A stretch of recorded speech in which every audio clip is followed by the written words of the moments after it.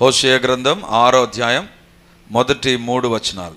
మనము యెహోవా యొద్దకు మరలుదము రండి, ఆయన మనలను చీల్చివేసెను, ఆయనే మనలను స్వస్థపరచును, ఆయన మనలను కొట్టెను, ఆయనే మనలను బాగు చేయును, 2 దినములైన తరువాత ఆయన మనలను బ్రతికించును, మనము ఆయన సముఖమందు బ్రతుకున్నట్లు 3వ దినమున ఆయన మనలను స్థిరపరచును.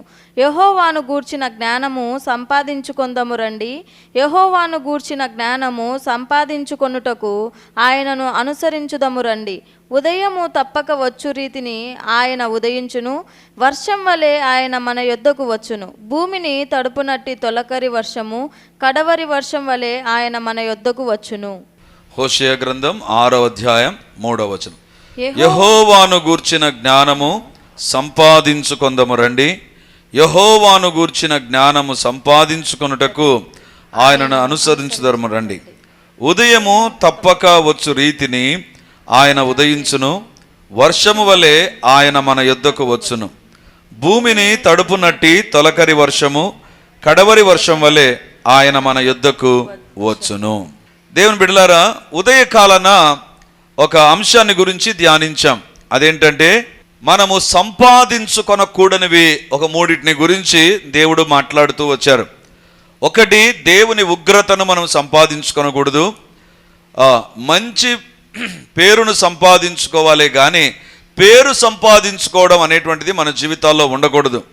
3వదిగా దేవుని దగ్గర నుంచి ఫలమును మనము సంపాదించుకోవాలి. సో ఏది సంపాదించుకొనకూడదు అంటే ఉగ్రతను సంపాదించుకొనకూడదు, 2వదిగా పేరు సంపాదించుకొనకూడదు, 3వదిగా మనుషుల ఫలము సంపాదించుకొనకూడదు. ఈ 3 విషయాలు ప్రభు మాట్లాడారు. మరి ఈరోజు 2వ ఆరాధనలో దేవుని బిడ్డగా నువ్వు తప్పక సంపాదించుకొనవలసినవి కొన్ని ఉన్నాయి, తప్పక నీ జీవితంలో పొందుకోవలసినవి ఉన్నాయి, తప్పక నీ జీవితంలో నువ్వు అనుభవించాల్సినవి ఉన్నాయి. వాటిని గురించి ఈరోజు మనము దేవుని యొక్క వాక్యంలో ధ్యానం చేయబోతున్నాం. ఆస్తిని సంపాదించుకునే వారు ఉన్నారు కదా, అంతస్తును సంపాదించుకునే వాళ్ళు ఉన్నారు, ఉద్యోగాలను సంపాదించుకునే వారు ఉన్నారు. కానీ దేవుని బిడ్డ వీటితో పాటు సంపాదించుకొనవలసిన శ్రేష్టమైన వాటిని గురించి దేవుడు మనతో ఈరోజు మాట్లాడాలని కోరుతుంటున్నాడు. ఈ హోషేయ గ్రంథాన్ని మనం గమనిస్తే దేవుని బిడ్డలారా, ఈ హోషేయ గ్రంథం చాలా విచిత్రమైన గ్రంథం. సమూయేలు గ్రంథం అంటే సమూయేలు కాలంలో జరిగినటువంటి సంఘటనలు, సమూయేలు కుటుంబంలో జరిగినటువంటి సంఘటనలు. లేకపోతే నిర్గమాకాండం అంటే ఐగుప్తులో నుంచి నిర్గమము బయటికి వచ్చినటువంటి దాని గురించి వ్రాయబడినటువంటిది మనము నిర్గమాకాండంలో చూస్తాం. కానీ హోషేయ గ్రంథం అంటే ఏంటి తెలుసా? హోషేయ అనేటువంటి ప్రవక్తను దేవుడు ఏమన్నాడంటే, ఒక వ్యభిచారంలో జీవించే స్త్రీని పెళ్లి చేసుకో, ఆమెకు ఒక సంతానం కలుగుతుంది, వారిని బట్టి దేవుడు ఇశ్రాయేలుకు ఒక సందేశం అందించాడండి. విచిత్రమైనటువంటి గ్రంథం హోషేయ గ్రంథం. ఒక ప్రవక్తను ఎవరిని పెళ్లి చేసుకోమన్నాడు తెలుసా? వ్యభిచారములో జీవిస్తున్నటువంటి స్త్రీని పెళ్లి చేసుకోమన్నాడు. ఎందుకోసం అంటే దేవుడు అంటున్నాడు, ఇశ్రాయేలు ప్రజలు నన్ను విడిచి వ్యభిచారం చేస్తుంటున్నారు. అంటే వ్యభిచారం అంటే ఏంటి? దేవుని దగ్గర ఉండకుండా వేరొక దేవుళ్ళు దేవతల దగ్గరికి వెళ్ళిపోతూ ఉండగా అందుకు వారికి అర్థమవునట్లుగా దేవుడు ఈ ప్రవక్తను పెళ్లి చేసుకోమన్నాడు. ఆ ప్రవక్తకు బిడ్డలు కలుగుతారు, ఆ భార్యాభర్తలకు ఇరువురికి బిడ్డలు కలుగుతారు. వారికి పెట్టబడినటువంటి పేర్లు కూడా సందేశంగా మనకు ఉంటాయి. మరి అంటే ఇశ్రాయేలు ప్రజలు ఏ రకంగా ఉన్నారంటే లోకంలో పాపాన్ని సంపాదించుకునే వాళ్ళుగా హోషేయ దినాల్లో జీవిస్తూ ఉన్నారు. They are earning so much of sin and sinful nature in their life. వారి జీవితాల్లో పాపాన్ని సంపాదించుకుంటూ ఉండగా అప్పుడు రాయబడినటువంటి వాక్య భాగమే 3వ వచనం. ఇప్పుడు 3వ వచనాన్ని చదువుదాం. యెహోవాను గూర్చిన జ్ఞానము సంపాదించుకొందము రండి, యెహోవాను గూర్చిన జ్ఞానము సంపాదించుకొనుటకు ఆయనను అనుసరించుదము రండి. మనము సంపాదించుకోవలసింది ఏంటంట? జ్ఞానాన్ని సంపాదించుకోవాలి. ఏమొస్తుందంట? మంచి వాటిని సంపాదించుకుంటే ఏమొస్తుందంట? ఉదయము తప్పక వచ్చు రీతిని ఆయన ఉదయించును. దేవుడు మన కొరకు ఉదయిస్తాడు అంటే దాని అర్థం ఏంటంటే అంతవరకు పొద్దుపోయాడని కాదు అర్థము. దేవుడు ఉదయిస్తాడంటే దేవుని విషయాలను సంపాదించుకుంటే దేవుడు నీ జీవితంలో కొత్త రకమైన జీవితాన్ని ప్రారంభిస్తాడు.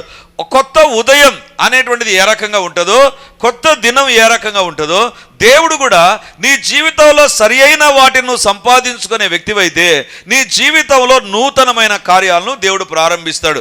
రెండవదిగా బైబిల్లో వ్రాయబడింది, వర్షము వలె ఆయన మన యుద్ధకు వచ్చును. తుఫానులాగా రాడు, వర్షము వలె. వర్షము అది రైతులకు క్షేమం, పంటకు క్షేమం, ప్రజలకు క్షేమం, రాష్ట్రానికి క్షేమం, దేశానికి. వర్షము అనేటువంటిది దీవెన. దేవుడు అంటాడు, నేను దీవెనగా మీ దగ్గర ఉంటాను, లేకపోతే దీవెనలు మీ దగ్గర ఉంటాయి. మూడోదిగా దేవుడు అంటున్నాడు, భూమిని తడుపునట్టి తొలకరి వర్షము కడవరి వర్షం వలె ఆయన మన యుద్ధకు వచ్చును. అంటే తొలకరి వర్షం ప్రారంభం, కడవరి వర్షం ముగింపు. ఈ రెండు ఏం తెలియజేస్తా అంటే సంపూర్ణమైన జీవితం. అంటే దేవుడు నీతో ఉండి నీ యొక్క జీవితాన్ని ఆశీర్వదిస్తాడు. రెండవదిగా నీ జీవితంలో ఆశీర్వాదాలు ఉంటాయి వర్షము వలె. మూడవదిగా నీ జీవితంలో సంపూర్ణత వస్తుంది. ఎప్పుడంటే సరి అయినది సంపాదించుకుంటే, సరి అయినటువంటిది సంపాదించుకుంటే. దేవుని బిడలారా, దేవుని యొక్క వాక్యంలో వ్రాయబడినటువంటి మాట ఏంటంటే, దేవుని బిడలముగా మనం సంపాదించుకోవాలట కదా. ఈ దినాల్లో మనుషులు వివిధ రకాలైన వాటిని సంపాదించుకుంటున్నారు. కొన్ని తప్పుడు వాటిని సంపాదించుకుంటున్నారు, కొన్నిటిని సరి అయిన వాటిని సంపాదించుకుంటున్నారు. వాట్ ఎవర్ ఇట్ ఈస్, దేవుని యొక్క వాక్యంలో వ్రాయబడింది, సరి అయిన వాటిని మనం సంపాదించుకోవాలి. దేవుని వాక్యంలో ఏది సరి అయినటువంటిది? దేవుని బిడలారా, ఒక భర్త ఉద్యోగం చేసి ఒక జీతాన్ని సంపాదించాడంటే అది ఇంటికి దీవెనకరంగా ఉంటుంది, అది కుటుంబానికి దీవెనకరంగా ఉంటుంది, పిల్లలకు దీవెనకరంగా ఉంటుంది, లేకపోతే వారి యొక్క దైనందిన అవసరతలకు దీవెనకరంగా ఉండడం జరుగుతుంది.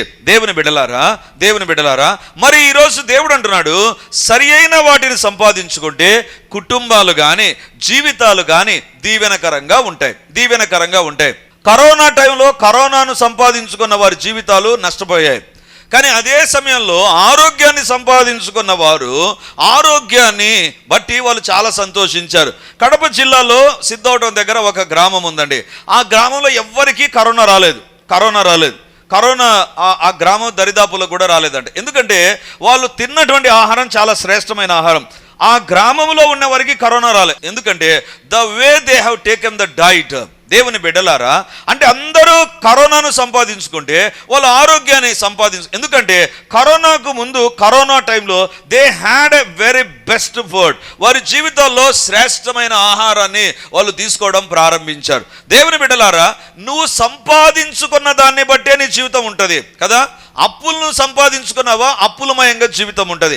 అనారోగ్యాన్ని సంపాదించుకున్నావా, అనారోగ్యంగా ఉంటుంది. లేకపోతే నీ జీవితంలో బీపీని సంపాదించుకున్నావా, దాన్ని బట్టే కుటుంబ జీవితం కూడా ఉంటుంది.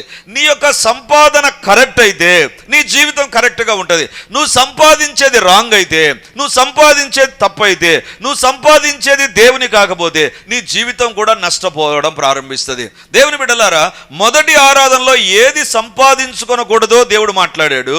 రెండవ ఆరాధనలో దేన్ని సంపాదించుకోవాలనో, ఏది మనం కలిగి ఉండాలనో దేవుడు ఈరోజు మనతో మాట్లాడబోతుంటున్నాడు. దేవుని బిడ్డలారా, దేవుని యొక్క వాక్యాన్ని మనం గమనిస్తే దేవుని యొక్క వాక్యంలో వ్రాయబడినటువంటి మాట ఏంటంటే చూడండి, మొదటిగా దేన్ని సంపాదించుకోవాలి. ఫిలిప్పీలకు రాసిన పత్రిక 3వ అధ్యాయం 9వ వచనం. క్రీస్తును సంపాదించుకొని ధర్మశాస్త్ర మూలమైన నా నీతిని కాక క్రీస్తునందలి విశ్వాసము వలనైన నీతి, అనగా విశ్వాసమును బట్టి దేవుడు అనుగ్రహించు నీతి గలవాడనై ఆయన యందు అగపడు నిమిత్తమును ఏ విధము చేతనైనను మృతులలో నుండి నాకు పునరుత్థానం కలుగవలెనని ఆయన మరణ విషయంలో సమానుభవం గలవాడనైన ఆయనను ఆయన పునరుత్థాన బలమును ఎరుగు నిమిత్తమును ఆయన శ్రమలలో పాలివాడనవుట ఎట్టిదో ఎరుగు నిమిత్తమును సమస్తమును నష్టపరుచుకొని వాటిని పెంటతో సమానముగా ఎంచుకొనుచున్నాను. బైబిల్లో వ్రాయబడింది 9వ వచనం, క్రీస్తును సంపాదించుకొని. దేన్ని సంపాదించుకున్నాడంట పౌలు? క్రీస్తును సంపాదించుకున్నాడు. దేవుని బిడ్డ సంపాదించుకోవాల్సింది ఏంటి తెలుసా? ఆస్తి, అంతస్తు ఇవే కాదు, క్రీస్తును సంపాదించుకోవాలి. ఎవరుంటున్నారు ఈ మాట? పౌలు అంటున్నాడు. ఎవరు పౌలు? విపరీతంగా జ్ఞానాన్ని సంపాదించుకున్నటువంటి వ్యక్తి. గమలీయేలు పాదముల వద్ద జ్ఞానాన్ని సంపాదించుకున్నటువంటి వ్యక్తి. అంటే అతనికి అన్ని రకాలైనటువంటి తత్వజ్ఞానము, లేకపోతే ధర్మశాస్త్రానికి సంబంధించిన జ్ఞానం, లోక సంబంధమైన జ్ఞానం మస్తుగా ఉందండి. అంటే he he's earned so much. అతని జీవితంలో లోక సంబంధమైన వాటిని చాలా సంపాదించుకున్నాడు. రెండవదిగా ఎవరు తెలుసా, ఈ పౌలు సౌలుగా ఉన్నప్పుడు అంటే సెన్హెడ్రిన్ సభలో ఇతడు వెళ్ళి అడిగాడు, నాకు ఒక పత్రం ఇవ్వండి, నాకు ఒక అపాయింట్మెంట్ లెటర్ ఇవ్వండి. ఏంటి అపాయింట్మెంట్ లెటర్ అంటే, ఎవరు ప్రార్థన చేస్తున్నారో వారిని బంధించడానికి నాకు ఒక లెటర్ కావాలి అంటే, వాళ్ళు పౌలును చూసి ఆ యొక్క లెటర్ని ఇచ్చారండి. అధికారాన్ని సంపాదించుకున్నాడు పౌలు. అధికారాన్ని, ఒకటి జ్ఞానాన్ని సంపాదించుకున్నాడు, రెండోది అధికారం. యంగ్ మ్యాన్, పెళ్లి కాలేదు, బైబిల్లో పౌలుకు పెళ్ళి అయినట్టుగా లేదు కాబట్టి పెళ్లి కాలేదు, కానీ అతను అనుకున్నాడు నాకు అధికారం ఉండాలి, అధికారాన్ని సంపాదించాలి. నేను ఎవరినైనా కొట్టే అధికారం. దేవుని బిడ్డలారా, పోలీసు వాళ్ళకి కొట్టే అధికారం ఉంటుంది, పోలీసు వాళ్ళకే. కానీ పౌలుకు సౌలుగా ఉన్నప్పుడు అధికారం ఇచ్చారు. ఏంటి తెలుసా, ఈడ్చుకొని వెళ్ళి చెరసాల్లో వేసేటువంటి అధికారం. దేన్ని బట్టి? ఎవరైనా తప్పు చేస్తేనా? కాదు కాదు. బైబిల్లో వ్రాయబడినటువంటి మాట ఏంటంటే, ఆయన ప్రార్థన చేసేవారిని. అంటే ఏం సంపాదించుకున్నావు పౌలా నువ్వు అంటే, పౌలు అంటాడు జ్ఞానాన్ని సంపాదించుకున్నా. ఇంకేం సంపాదించుకున్నావు? నేను అధికారాన్ని సంపాదించుకున్నా. ప్రజలు నన్ను చూస్తే భయపడతారు, నన్ను చూస్తే వాళ్ళకు ముచ్చమటలు పడతాయి, నన్ను చూస్తే వాళ్ళకు వణుకు పుడుతుంది. ప్రజల ఎదుట నేను ఒకదాన్ని సంపాదించుకున్నా. I have earned power. నేను అధికారాన్ని సంపాదించుకున్నా. కానీ విచిత్రం ఏంటి తెలుసా, ఈ రెండు అతని జీవితంలో అతనికి మనశ్శాంతి లేకుండా చేసాయి. అందుకే పౌలు అంటాడు తన జీవితంలో ఆనందించుడి, మరలా చెప్పుదును ప్రభువునందు ఆనందించుడి. అంటే తనకు జ్ఞానం ఉంది, సరి అయిన సంతోషం ఆనందం లేదు. అధికారం ఉంది, సంతోషం ఆనందం లేదు. అప్పుడు పౌలు అనుకున్నాడు, నా జీవితంలో అనేటువంటి తలంపులో ఇంకా అగ్రెసివ్గా మారి తన జీవితంలో తన ప్రాంతం కాకుండా దమస్కు కూడా వెళుతూ ఉన్నాడు. దమస్కు మార్గంలో దేవుడు అతన్ని దర్శించాడు. దేవుని బిడ్డలారా, దేవుడు లేనటువంటి దేవుడు లేనటువంటి జ్ఞానమైన, దేవుడు లేనటువంటి అధికారమైన అది ఎలా ఉంటుంది అంటే మనిషి జీవితంలో మనశ్శాంతి లేకుండా చేస్తుంది. అంటే నువ్వు ఎన్నైనా సంపాదించుకో, నీకు మనశ్శాంతి లేకపోతే, పడుకుంటారని నిద్ర రాకపోతే, నీ అంత నా ఎంత దరిద్రుడు ఇంకెవరు ఉండాలండి. ఎంత సంపాదించి ఏం చేసినా ఏం ప్రయోజనం. అందుకే ఈ దినాల్లో ప్రజలు సో కాల్డ్ లైమ్ లైట్లో ఉండేటువంటి వాళ్ళు ఎందుకు డ్రగ్స్కు బానిసలు అవుతారు? లాస్ట్ వీక్ ఒక సినీ తారను అరెస్ట్ చేశారు. 400 కోట్ల మత్తు పదార్థాన్ని భారతదేశానికి తీసుకొని వస్తున్నాడు. ఎందుకు తెలుసా? తన జీవితంలో సినీ లైఫ్లో ఫెయిల్ అయిపోయాడు. సినీ లైఫ్లో ఫెయిల్ అయిపోయిన తర్వాత ఇక ఒక స్టేజ్కి వచ్చిన తర్వాత అంతకంటే దిగరండి. ఎందుకంటే ఆ లైఫ్ స్టైల్, ఆ యొక్క ఖర్చు, ఆ యొక్క హుందాతనం, ఆ యొక్క లగ్జరీకి అలవాటు పడిన వారు దిగలేరు, కిందికి రాలేరు, తక్కువ స్థితిలోకి రాలేరు. అప్పుడు ఆయన ఏం చేశాడు తెలుసా? 400 కోట్ల రూపాయల మత్తు పదార్థాలను భారతదేశానికి తీసుకొని వస్తుండగా ఎయిర్పోర్ట్లో పట్టుకున్నారు. నాకు అనిపించింది, ఎందుకు ఈయన ఈ యొక్క డ్రగ్స్ వ్యాపారం చేశాడంటే ఒకటి, తన జీవితంలో ఏదైతే సినీ ఇండస్ట్రీలో నేను పైకి రావాలనుకుని అక్కడ ఫెయిల్ అయిపోయాడో, తన జీవితంలో తాను సంపాదించుకోవలసింది ఏదో పొందలేకపోయాడో, ఇప్పుడు వేరొక దాని వైపు వెళ్ళిపోయాడు. దాన్ని బట్టి ఏమొచ్చిందంటే అతని జీవితంలో ఒక బందీగా మారిపోయాడు. దేవుని బిడ్డలారా, సౌలు ఏమనుకున్నాడు తెలుసా? నేను జ్ఞానాన్ని సంపాదించుకుంటే మేలు, లేదా నేను అధికారాన్ని సంపాదించుకుంటే చాలు అనేటువంటి తలంపులో జీవించిన వ్యక్తి ఇప్పుడు ఏమంటున్నాడు తెలుసా? ఇప్పుడు చూడండి 9వ వచనం, ఫిలిప్పీ 3:9. క్రీస్తును సంపాదించుకొని, ఏం సంపాదించాడంట? క్రీస్తును సంపాదించాడు. ఇంతకుముందు విద్యను సంపాదించాడు, ఇంతకుముందు అధికారాన్ని సంపాదించాడు.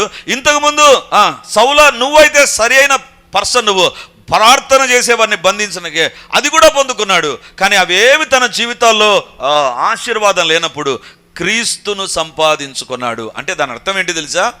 క్రీస్తు ప్రభు యొక్క అవసరత ప్రతి ఒక్కరి జీవితంలో ఉంటుంది. హల్లెలూయా. డబ్బు ఉన్నా క్రీస్తు ప్రభు యొక్క అవసరత ఉంటుంది, నీకు అధికారం ఉన్నా క్రీస్తు ప్రభు యొక్క అవసరత ఉంటుంది. క్రీస్తు ప్రభువు లేకుండా ఏది ఉన్నా, అందుకే మన పాటల పుస్తకంలో ఒక పాట ఉంది, మనులు మాణిక్యాలున్నా మేడ మిద్దలు ఎన్నున్నా మనసులో క్రీస్తు లేకపోతే అది శూన్యం. దేవుని బిడ్డలారా, మనులు మాణిక్యాలు వజ్ర వైడూర్యాలు నీ దగ్గర ఉన్నా, లేకపోతే సంపద ఉన్నా, ఆస్తిపాస్తులు ఉన్నా, అంతస్తు ఉన్నా, క్రీస్తు ప్రభువును సంపాదించుకొనకపోతే అది శూన్యం. ఎందుకు తెలుసా? మిగిలినవన్నీ కూడా నీ జీవితాల్లో ఏదో ఒక రిగ్రెట్ను తీసుకొని వస్తాయి, ఏదో ఒక పశ్చాత్తాపంలోనికి నడిపిస్తాయి. ఎరా ఇది ఎందుకు చేశాను? దేవుని బిడలారా, ఇప్పుడు క్రీస్తును సంపాదించుకొని అంటున్నాడు, సమస్తమును నష్టముగా ఎంచుకొనుచున్నాను. అంటే క్రీస్తు ప్రభు నీ జీవితంలో ఉండడం అన్నిటికంటే శ్రేష్టమైనటువంటి సంపాదన. హల్లెలూయా. క్రీస్తును సంపాదించుకొని, దేవుని బిడ్డలారా, అంటే అతని జీవితంలో పాత జీవితము ద్వారా వచ్చినటువంటిది నిజమైన సంపాదన కాదు, క్రీస్తును సంపాదించుకున్న తర్వాతే నిజమైన సంపాదన. ఇది అర్థం కావడానికి ఒక మాట చెప్తాను. దేవుని బిడ్డలారా, ఒక ఇంటిలో ఒక ప్రెషర్ కుక్కర్ ఉందనుకుందాం. ప్రెషర్ కుక్కర్ అందరికి తెలిసినటువంటి ఎగ్జాంపుల్ నేను వాడతాను. మన ఇంట్లో ప్రెషర్ కుక్కర్ ఉందనుకో, ఎందుకు ప్రెషర్ కుక్కర్ కొనుక్కుంటాము? ప్రెషర్ తక్కువనా? అమ్మో, ఎన్నో ప్రెషర్స్ ఉన్నాయి మనకు. ఇంట్లో ఒక ఒత్తిడి ఉంటుంది, బయట ఒక ఒత్తిడి ఉంటుంది, అన్ని ఆఫీసులో అన్ని ఒత్తిడులు ఉంటాయి. కానీ ఎందుకు ప్రెషర్ కుక్కర్ కొనుక్కుంటామంటే త్వరగా అన్నం అయిపోతుంది. అంటే త్వరగా, అంటే సులువుగా, తొందరగా మన టేబుల్ పైకి అన్నం రావడానికి ప్రెషర్ కుక్కర్ కొంటాం. అంటే ఎందుకు ప్రెషర్ కుక్కర్ను మన ఇంట్లోకి సంపాదించుకున్నామంటే దాని ద్వారా మనకు ఉపయోగం ఉండాలి, దాని ద్వారా మనకు ప్రయోజనం ఉండాలి. దేవుని బిడ్డలారా, ఒక వస్తువును సంపాదించుకుంటే దాని ప్రభావం ఉంటుంది. ఇప్పుడు ఇక్కడ చేరిన మనం ఒక్కొక్కరిని ప్రశ్న వేసుకుందాం. క్రీస్తు ప్రభును సంపాదించుకుంటే క్రీస్తు ప్రభు యొక్క ప్రభావం, ఇన్ఫ్లుయెన్స్ అండ్ ఇంపాక్ట్ ఎంత ఉంది నీ జీవితంలో? నీ జీవితంలో క్రీస్తు ప్రభుకు సంబంధించిన ఆ యొక్క ప్రభావము ఎంత ఉందో ఈరోజు మనల్ని మనం పరీక్షించుకుందాం. వాక్యాన్ని వింటున్నటువంటి దేవుని బిడ్డలారా, క్రీస్తు ప్రభువును సంపాదించుకున్న వారమైతే, క్రీస్తు ప్రభువును సంపాదించుకున్న జీవితం అయితే, వాట్ ఈస్ ద ఇన్ఫ్లుయెన్స్? దాని యొక్క ప్రభావం ఎంత? ఇక్కడ దేవుడు అంటున్నాడు, పౌలు ద్వారా దేవుడు చెప్పే మాట ఒకటి ఏంటి తెలుసా? క్రీస్తును సంపాదించుకోవడం నీ జీవితంలో శ్రేష్టమైన సంపాదన. హల్లెలూయా. క్రీస్తు ప్రభును కలిగి ఉండడం, క్రీస్తు ప్రభును సొంత రక్షకుగా కలిగి ఉండడం. లోకంలో ఏది ఉన్నా నీ జీవితంలో ఒకానొక సందర్భం దాని విషయంలో పశ్చాత్తాపడతా. అరే ఏం చేస్తాను? అలెగ్జాండర్ ది గ్రేట్, ప్రపంచంలో ది గ్రేట్ అనే పేరు కొద్ది మందికి ఉంటుందండి. అది అలెగ్జాండర్కి వచ్చిందండి. అలెగ్జాండర్ ది గ్రేట్ అనే పేరు తెచ్చుకున్నాడు. ఎందుకు తెలుసా? అతని జీవితంలో 30 సంవత్సరాలకే ప్రపంచంలో చాలా భాగాన్ని జయించాడు. గ్రీకు వీరుడు. కాబట్టి ఈ అలెగ్జాండర్ ది గ్రేట్ అని పేరు తెచ్చుకున్నటువంటి వ్యక్తి తన జీవితంలో ఒక రాజ్యంలో భారతదేశంలో కూడా కొంత భూభాగాన్ని జయించాడు. భారతదేశంలోంచి బయలుదేరి వెళ్ళిపోతుండగా ఒక చిన్న దోమ కుట్టిందండి అతనికి, ఒక వ్యాధి వచ్చింది. ఆ వ్యాధితో తను మంచాన పడ్డాడు. ఆ దినాల్లో ఆ యొక్క వ్యాధి ఏంటో కనుక్కోలేక అతని మరణావస్థలోనికి వచ్చాడు. ఇక చనిపోయే సమయం వచ్చినప్పుడు ఆయన తన దగ్గర ఉన్నటువంటి వారిని పిలిచి, నాకు కోరిక ఉంది, నేను చనిపోబోతున్నా, I know pretty well that I'm going to die soon, త్వరలో నేను చనిపోబోతున్నా, నాకు ఒక కోరిక ఉంది. ఏంటి ఆ కోరిక అంటే, నన్ను మీరు ఒక పెట్టెలో పెట్టి నన్ను ఊరేగిస్తూ సమాధి చేస్తారు కదా, కాబట్టి మీరు ఒక పని చేయాలి. ఏంటి ఆ పని అంటే, నా యొక్క సమాధి పెట్టెను ఒక వెరైటీగా తయారు చేయాలి. కుడి చేతి ఎడమ చేతి వైపున పెద్ద రంధ్రాలు పెట్టి ఆ రంధ్రాల్లోంచి నా చేతులు బయటికి పెట్టండి. అందరూ సమాధి పెట్టెలు ఏ రకంగా ఉంటారండి? వాళ్ళ కడుపు పైన ఇట్లా చేయి పెట్టుకొని వాళ్ళు పడుకో ఉంటారు. కానీ ఈయనేమన్నాడు తెలుసా? నో, అలా ఉండకూడదు. నా సమాధి పెట్టెలో నేను సమాధిలోనే ఉండాలి, నా చేతులు బయటికి రావాలి. ఎందుకు రాజా? ఎందుకు చక్రవర్తి అలెగ్జాండర్ ది గ్రేట్? ఎందుకు ఈ కోరిక అంటే, అలెగ్జాండర్ ఏమన్నాడు తెలుసా? నా జీవితంలో రాజ్యాలను జయించాను, నా జీవితంలో ఆ రాజ్యంలో ఉన్న మనులు మాణిక్యాలు నేను తీసుకున్నాను, రాజ్యంలో ఉన్నటువంటి అన్నిటినీ నేను జయించాను. I became the greatest person in my young age. నా యొక్క యవన ప్రాయంలోనే నేను ప్రపంచాన్ని జయించినటువంటి ది గ్రేట్ అయిపోయాను. కానీ నేను సంపాదించినవి ఏవి కూడా ఇప్పుడు నా సమాధి పెట్టెలో లేవు. ఒట్టి హస్తాలతో వెళ్ళిపోతున్నా. I'm a empty person. నేను ఖాళీగా ఉన్న వ్యక్తిని. ఎంతో రాజ్యాలను సంపాదించా, భూభాగాలను సంపాదించా, ప్రజల దగ్గర పేరు తెచ్చుకున్నా, అబ్బో సూపర్ నేను. కానీ ఏం సంపాదించి ఏం ప్రయోజనం? I'm having an emptiness. ఈరోజు నీ జీవితంలో కూడా నువ్వు డబ్బు సంపాదించుండవచ్చు, ఆయా రకాలుగా మంచి గుర్తింపును సంపాదించుండవచ్చు. లోపల ఒక ఖాళీతనం నిన్ను వెంటాడుతూ ఉంటే నువ్వు క్రీస్తు ప్రభును సంపాదించుకోవాలా. అప్పుడప్పుడు కొంతమంది అంటారు, ఏదో అండి చాలా వెల్లితిగా ఉందండి, చాలా ఖాళీగా ఉందండి, చాలా. దేవుని బిడ్డలారా, ఇందాక అలెగ్జాండర్ గ్రేట్ గురించి చెప్పాను, అలెగ్జాండర్ ది గ్రేట్ గురించి. ఆయన రాజ్యాలను జయించాడు. రాజ్యములో ఉన్నటువంటి ఆస్తిపాస్తులన్నీ తన చేతుల్లో ఉంచుకున్నాడు. కానీ he was left this world with an empty hand. ఈ లోకాన్ని అతడు ఖాళీ చేతులతో వదిలేసి వెళ్ళిపోయాడు, అన్నిటినీ వదిలేసి వెళ్ళిపోయాడు. అని అంటున్నాడు, ఐఎమ్ అన్ ఎంప్టీ పర్సన్. కానీ పౌలు అంటున్నాడు, లేదు లేదు, నా జీవితంలో ఎంప్టీనెస్ లేదు, నేను క్రీస్తును సంపాదించుకున్నా. దేవుని బిడ్డలారా, అలెగ్జాండర్ ది గ్రేట్ గురించి చెప్పాను. ఇప్పుడు మరొక వ్యక్తిని గురించి మీ ఎదుట నేను ఉంచుతాను. ఆయన అమెరికా దేశంలో ఒక వ్యాపారాన్ని ప్రారంభించాడు. ఆ వ్యాపారంలో అతడు మంచిగా కొన్ని రోజులు ముందుకెళ్ళాడు.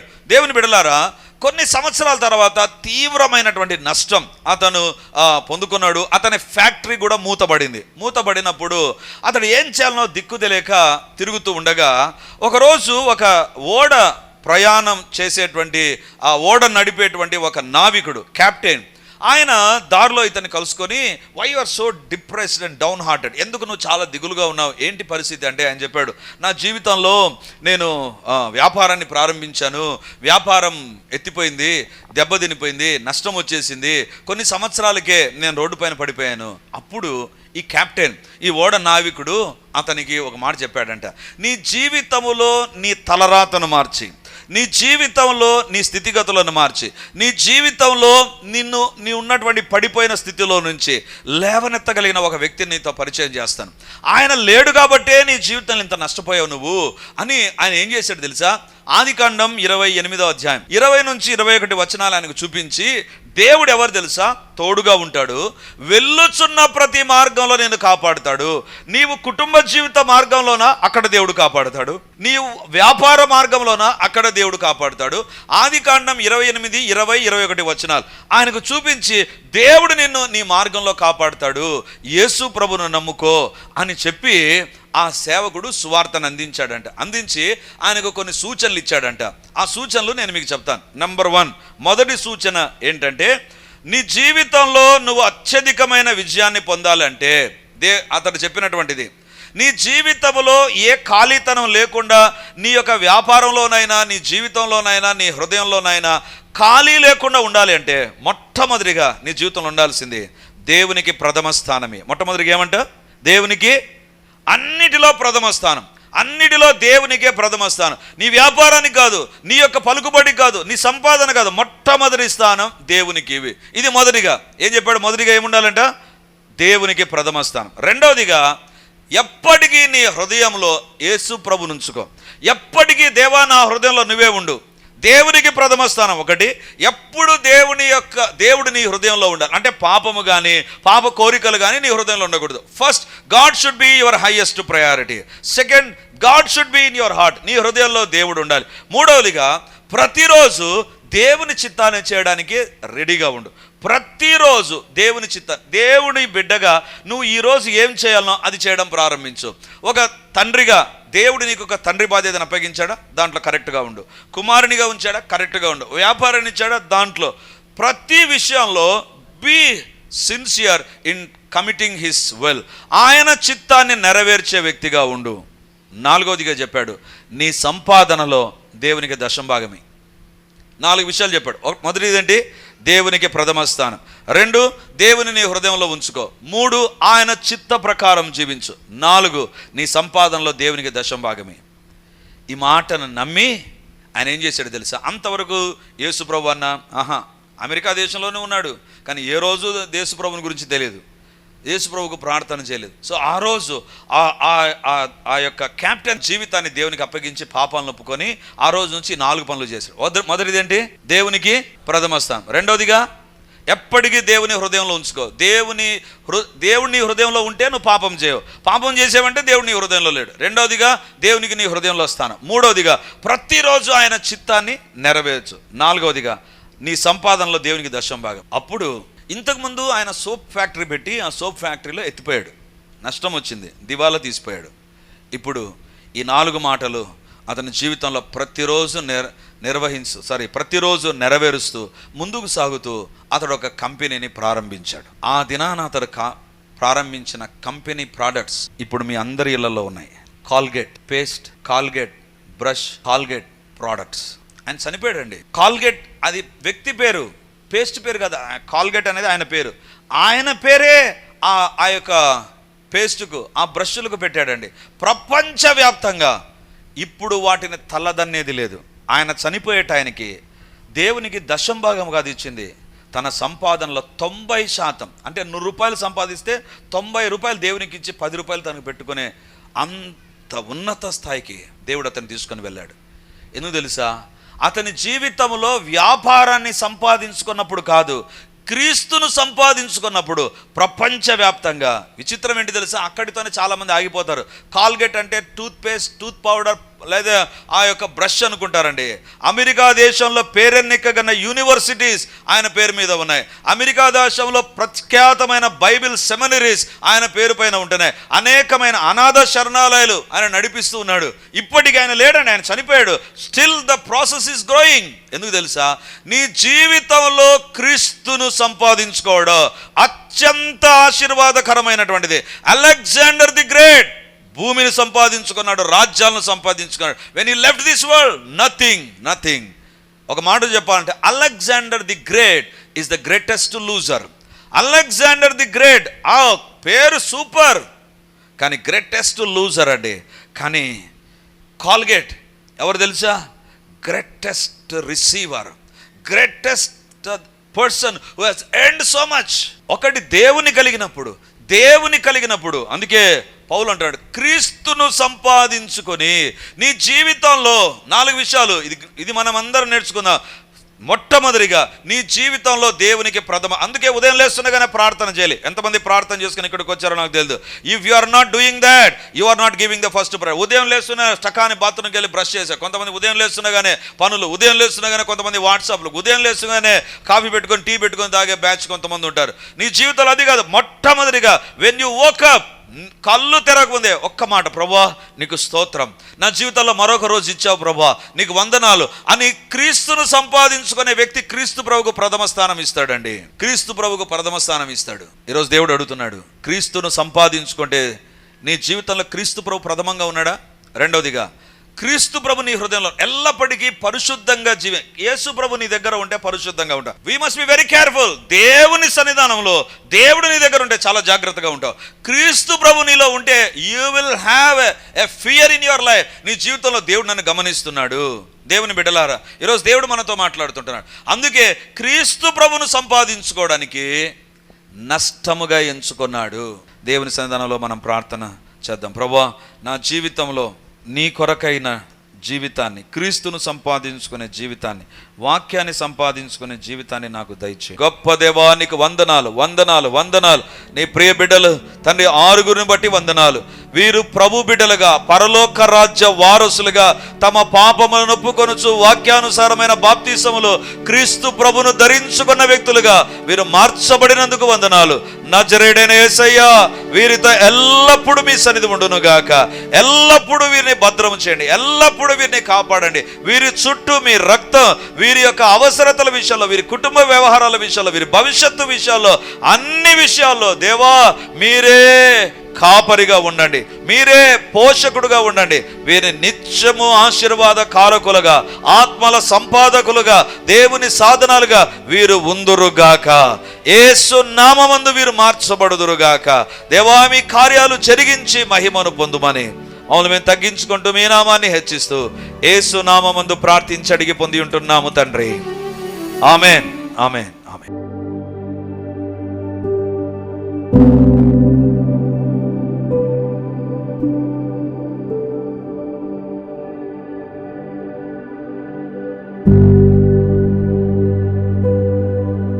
Praise the lord. యేసుక్రీస్తు పరిశుద్ధ నామందు మీ ఒక్కొక్కరికి మా వందనాలు తెలియజేస్తుంటున్నాను. రిడీమర్ చర్చిలో మొదటి ఆరాధన 8 గంటలకు ప్రారంభమవుతుంది. రెండవ ఆరాధన 10 గంటలకు ప్రారంభమవుతుంది. మూడవ ఆరాధన సాయంత్రం 7 గంటలకు ఉంటుంది. దేవుని బిడ్డలారా, ఎవరైనా ఉదయం ఆయా పనులు కలిగి రెండవ ఆరాధనలకు రాలేకపోతున్నారని భావించి ఈ యొక్క మొదటి ఆరాధన ప్రారంభిస్తున్నాం. సో ఈ యొక్క అవకాశాన్ని సద్వినియోగం చేసుకొని దేవుని యొక్క సన్నిధికి వచ్చి దైవ దీవెనలు మీరు పొందాలని కోరుతున్నాం. మొదటి 2 ఆరాధనలు మాత్రమే ప్రభు బల్ల ఉంటుంది. కాబట్టి సిద్ధపడి దేవుని సన్నిధికి రమ్మని మిమ్మల్ని కోరుతూ ఉన్నాను.